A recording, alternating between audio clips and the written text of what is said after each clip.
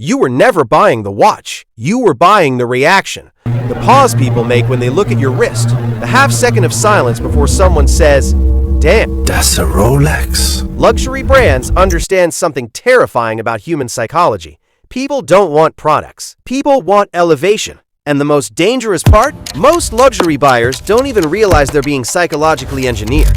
Because luxury marketing doesn't feel like manipulation. It feels like aspiration. But behind the polished storefronts, the black suits, the velvet interiors, the private events, and the celebrity campaigns, there's a machine. A machine designed to manufacture desire by manufacturing insecurity. And once you see it, you can never unsee it again. Because the truth is, luxury brands are not selling leather, not gold, not watches, not cars. They're selling emotional relief. Relief from feeling invisible. And that changes everything. Because if a $50 watch tells time, why does a $50,000 watch exist? That question alone destroys the entire illusion. And luxury brands know that. That's why they never market utility. You never see a Rolex ad saying, "Our watch tells time more accurately." Because accuracy was never the point. Status was. And status lives in the human brain deeper than logic. Long before humans cared about brands, we cared about hierarchy. Who had power? Who had resources? Who mattered? Who survived? Your brain still runs that ancient software today. That's why people spend thousands on objects they barely use. Because luxury activates something primal, something emotional, something almost tribal. And the craziest part? The less accessible something becomes, the more your brain wants it. This is where luxury brands become psychological experts, because scarcity changes perception. If everyone can have something, your brain automatically values it less. But if access becomes restricted, desire explodes. That's why luxury brands intentionally limit supply. Not because they can't produce more, because they shouldn't produce more. A luxury item loses power the second too many people own it. Exclusivity is the product. And no brand understood this better than Hermès. You've probably heard of the Birkin bag. But what most people don't know is you usually cannot just walk into a store and buy one, even if you have the money. Imagine that. You enter a store ready to spend $20,000 and they tell you, "Unfortunately not available." For most businesses, that sounds insane. For luxury psychology, it's genius. Because rejection creates obsession. The moment access is denied, the product transforms emotionally. It stops being an object. It becomes a challenge, a symbol, proof that you belong to a higher social tier. And suddenly, people don't want the bag because it's beautiful. They want it because other people can't get it. That's the hidden game. Luxury brands don't maximize sales. They maximize desire. Huge difference. And the deeper you go, the darker it gets. Because waiting lists are not logistical problems. They are psychological weapons. Think about it. If you can buy something instantly, your dopamine spikes once. But if you wait months, sometimes years, your brain starts building emotional attachment before ownership. You imagine yourself wearing it, driving it, showing it off, being admired. Your mind creates fantasies around the product, and fantasy increases perceived value.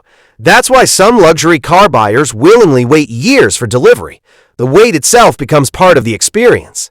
Pain increases emotional investment. It's the same reason rare sneakers sell out in seconds. The same reason limited drops create chaos online. The same reason people camp outside stores overnight. Luxury brands learned how to turn anticipation into addiction. And social media made it even worse, because now luxury isn't private anymore. It's performative. People don't just buy luxury to feel successful. They buy it to broadcast success. And that changed the entire game. Now every designer item becomes social currency. Every watch, every bag, every car, every dinner reservation becomes a public signal saying, "I matter." And once identity becomes attached to products, logic disappears. That's why someone making average income will still finance luxury items. Not because it's financially smart. Because emotionally, status can feel more important than stability. And brands know this. They know insecurity sells better than practicality ever could. Think about luxury fashion campaigns. Notice something strange? Most of them barely show the product. Instead, they show power, beauty, exclusivity, control, cold expressions, elite environments. Why? Because they are selling emotional transformation.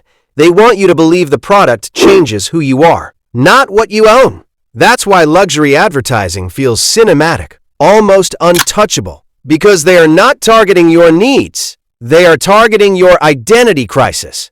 And once a brand becomes part of identity, people defend it emotionally. That's why luxury consumers sometimes react aggressively when brands are criticized, because criticizing the brand feels like criticizing them. That's not customer loyalty. That's psychological attachment. And it gets even deeper. Scientists discovered something disturbing about expensive products. When people think something is expensive, their brain literally perceives it as better. In one experiment, people were given the exact same wine, but they were told different prices. And almost everyone said the expensive wine tasted better, even though it was identical. Read that again. Their brains changed the experience because of perceived value. That means luxury doesn't just manipulate social perception, it manipulates physical experience itself. Your expectations alter reality, and luxury brands weaponize this constantly. Higher prices increase prestige. Prestige increases expectation. Expectation increases emotional satisfaction, which reinforces brand loyalty. It's a psychological loop.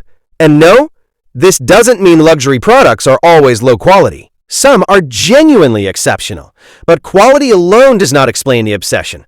Because if quality was the main reason, quiet unknown brands with amazing craftsmanship would dominate the market. But they don't. Recognition dominates. Visibility dominates. Social proof dominates. Because humans are social creatures first, logical creatures second. And luxury brands understand humans better than humans understand themselves. That's why celebrity culture is deeply connected to luxury. When famous people wear certain brands, your brain unconsciously associates those brands with power and importance. It's called aspirational transfer. You stop seeing the product objectively. You start seeing the lifestyle attached to it. That's why brands pay millions for celebrity partnerships. They are not buying promotion, they are buying psychological association. And once enough people associate a brand with success, the public starts advertising it for free. Think about that. People spend thousands to become walking billboards, and they're happy to do it because the logo itself became social armor, especially in insecure environments. In fact, luxury spending often increases during periods of social comparison and emotional instability. Why? Because people use status symbols to regulate self-worth. That's why some people feel strangely powerful wearing designer clothes, or suddenly confident driving expensive cars. The object becomes emotional compensation, and luxury brands quietly encourage this. Not directly. They never say it, but the messaging is always there. You are special. You are superior. You are elevated. You are different from normal people. That emotional seduction is the real product. Not leather, not diamonds, not steel. Validation. And the scariest part? It works. Because humans are terrified of invisibility. Most people don't want luxury. They want significance. Luxury just became the shortcut, but eventually something strange starts happening.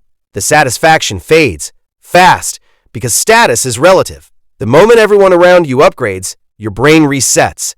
The watch that once felt legendary starts feeling normal. The car loses emotional impact. The designer clothes become ordinary, and suddenly you need more. More exclusivity, more rarity, more expensive signals. That's why wealth flex culture never ends.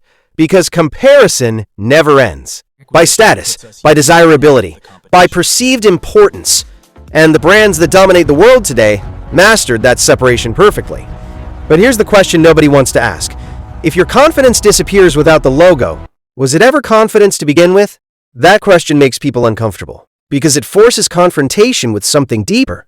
How much of modern identity is authentic, and how much is purchased? How much self-worth is internally built, and how much is socially rented? Luxury brands don't create insecurity from nothing. They amplify insecurities already inside society. Then they position themselves as the cure. That's why the industry keeps growing. Not because humans became more practical, because humans became more emotionally dependent on perception. And in a world obsessed with visibility, luxury became psychological survival for some people. But once you understand the mechanism, the illusion weakens. You start seeing the strategy behind the glamour. The engineered scarcity, the manipulated desire, the emotional scripting, the status conditioning, the manufactured obsession. And suddenly, the product looks very different. Because maybe you were never buying the watch. Maybe you were buying the feeling that you finally mattered. And that might be the most expensive product on earth.